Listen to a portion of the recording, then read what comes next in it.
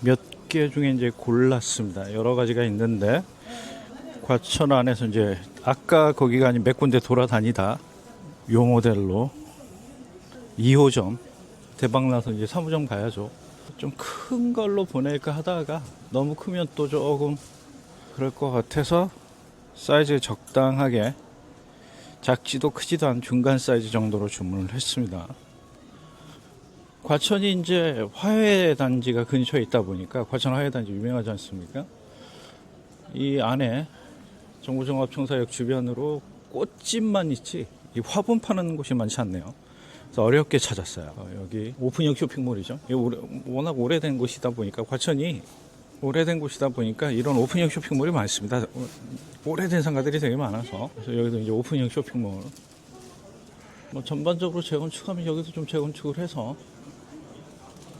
휴대폰 성지 그러니까 전형적인 저기네요.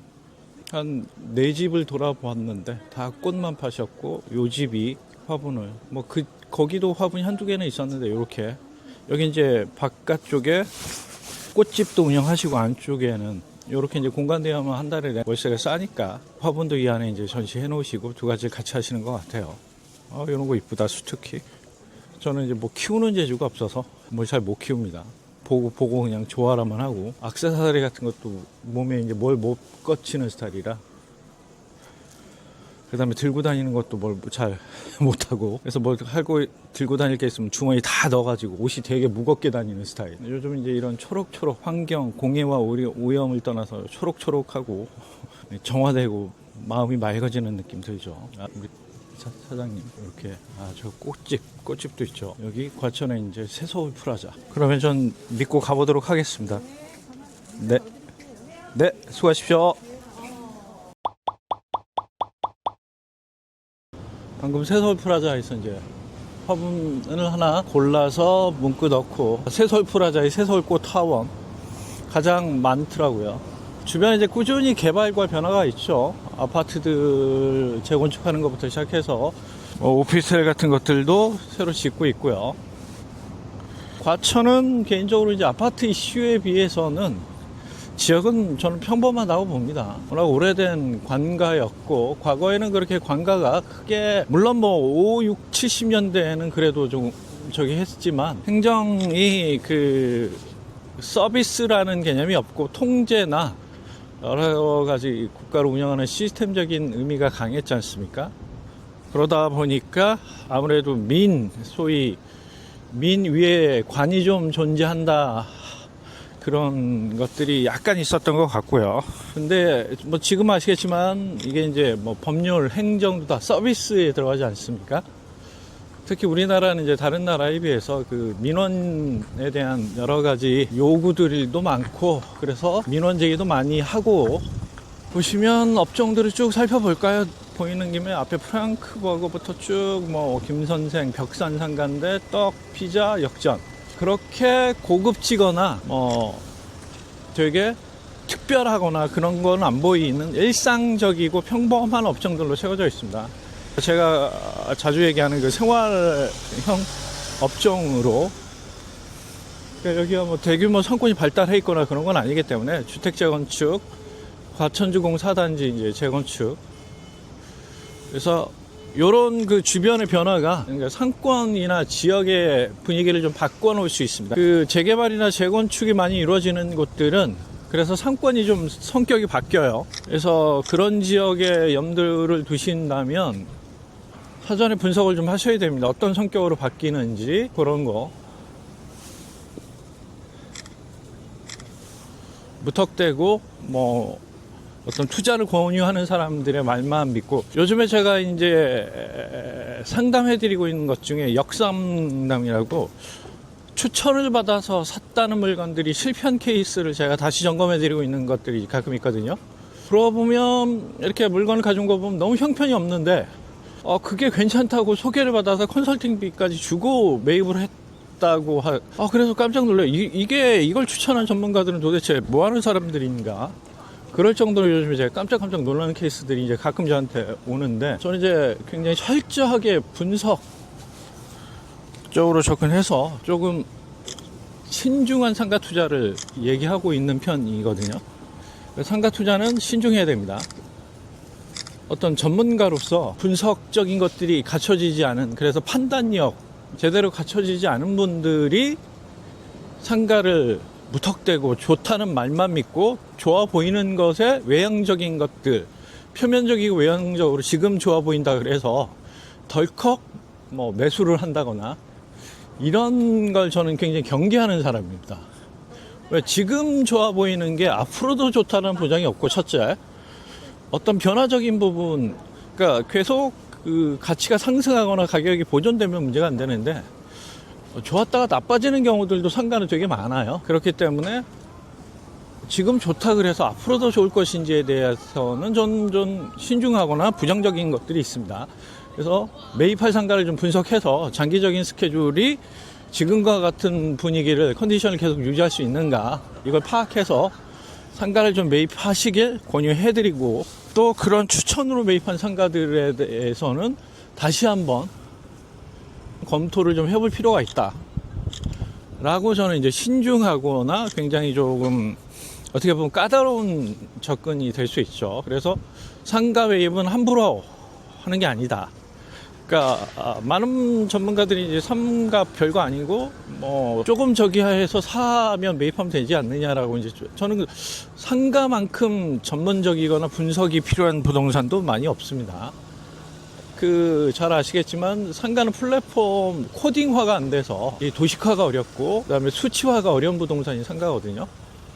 그런 측면에서 보면 전문가군에서조차도 그게 도식화가 어려운 부동산인데, 그 다음에 개량화가 어려운 부동산인데 일반인들한테 그걸 뭐 이런 측면만 보고 매입해라, 이런 거면 충분하다라고 감히 확언할 수 있는가에 대해서는 저는 아니라고 보거든요. 그래서 여러분들한테 좀 신중한 접근, 좀 공부와 분석을 통한 접근을 권유해드리고 싶습니다. 요 빌딩 굉장히 좋네요. 업종도 잘 채워져 있고, 아무래도 저 주공사단지 입구라서 그런 것 같습니다. 지금 이제 공사 중이라 베라 보시면 알겠지만 굉장히 낡고, 그죠? 그러니까 오랜 시간 영업이 잘 돼서 꾸준하게 관리가 잘 돼 있는 게 아닌가. 여기는 이제 건축한 단지와 건축을 아직 안 한 단지들이 굉장히 이제 혼재돼 있죠. 그리고 이제 그 33M2를 하시는 그 제 홈스터디 그분 2호점인데 거기도 이제 재건축을 안 한 단지를 임대하시는 것 같아요. 그래서 이제 2호점으로 뭐 아까도 잠깐 말씀드렸지만 그 DSR 앞으로 7월에 이제 3단계가 예정대로 갈련지 안 갈련지는 아직 알 수가 없어요. 경기가 여러 가지 측면에서 보면 다소 좀 불안전한 감이 있고, 대출을 강화해서 부동산 경기를 조금 죽일 가능성들이 있지 않습니까? 거래라든가 매수의 수요를 줄일 가능성이 있기 때문에, 대출이 원활히 안 되면.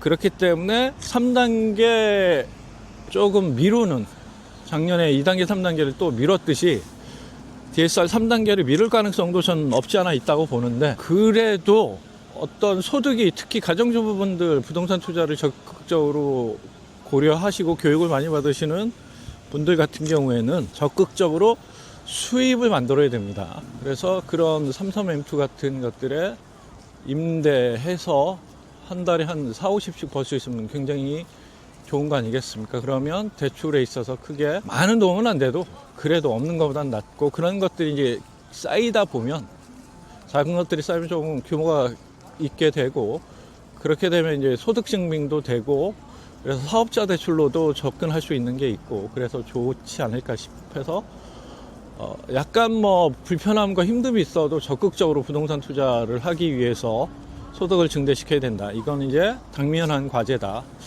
앞에 이제 지열상가를 보면 업종들이 이제 전형적인 PT, 그다음에 학원, 그다음에 병의원들, 신경외과, 한의원, 치과, 그다음에 음식점, 그다음에 1층에는 편의점하고, 저기 보시면 포토박스, 포토이즘에 아이들이 상당히 많이 들어가죠. 이런 포토 관련된 업종들까지 있는, 그러니까 이런 상가의 비주얼에는 저런 업종이 없을 것 같지만, 요즘에는 이제 그 올리브영이 집 주변으로 침투하듯이 일상에서 사진 촬영 샵들, 포토샵들이 이제 자리 잡고, 특히 10대에서 굉장히 사진 찍는 것들이 일상화되어 있고, 저 엔조이는 이제 뽑기샵. 그래서 그 핵심 상권에 가서 다 갖추고 있는 업종들도 있고, 그 다음에 집 주변에서 볼 수 있는 업종들도 있고, 그 다음에 병의원도 보면 뭐 신경외과 같은 건 뭡니까? 아무래도 이제 나이 드신 분들이 많은 곳에 있는 것들 아니겠습니까? 그래서 여기가 가족 단위들, 학생들, 업종에서 이제 그런 게 보이고, 전형적인 생활형이지만 특히 이제 학생들도 많이 다닌다는 걸 업종을 통해서 알 수 있고, 모닝글로리 북마트 서점도 그 포토박스 옆으로 보이시죠? 조그맣게. 그래서 상권이 나쁘진 않은 곳. 그래서 요게 이제 가장 그 과천 종합청사의 핵심적인 상권의 것들을 다 보고 계신데, 제가 보니까 전형적인 생활형에 나쁘지 않은 상권력을 좀 자랑하고 있는 것 같아요. 여기는 저희가 특히 많네요. 실내 테니스장도 있고요. 그죠? 잘 갖춰져 있네. 다 그런 것 같습니다. 그래서 과천 상권은 뭐 오랜만에 왔거든요. 과천 제가 잘 안 옵니다. 근데 오랜만에 와봤는데 재건축이, 그리고 또 이 재건축을 통해서 아무래도 이제 학교를 이 주변에서 다닐 수밖에 없기 때문에 이런 재건축 단지들이 계속 늘 수밖에 없지 않습니까? 그래서 이런 데도 지금 재건축, 아까 저기도 과천주공 4단지도 이제 재건축하고 있고, 이런 재건축이 계속 추진되고 있기 때문에 조금 더 상권은, 소비력은 좀 더 업그레이드 될 가능성이 높아 보이고요. 그래서 상권도 좀 더 업그레이드 되거나 계속 분위기가 바뀔 가능성이 좀 있어 보인다. 이렇게 해서 과천 정부종합청사 공수처에 왔다가, 공술의 공수고 공수처 지인의 이제 33M2 중단기 이제 공간 임대 하시는 분의 화분 주문을 위해서 과천에 나왔다가, 제가 직접 골라서 보내드리는 게 성의 있어 보이고 그게 마음을 담는 것 같아서 그런 나온 김에 영상 과천의 분위기 어떤지 좀 담아봤습니다. 그러면 다음번에 좀 더 좋은 곳에서 여러분들한테 영상으로 찾아뵙도록 하겠습니다. 과천에서 홍 소장이었습니다.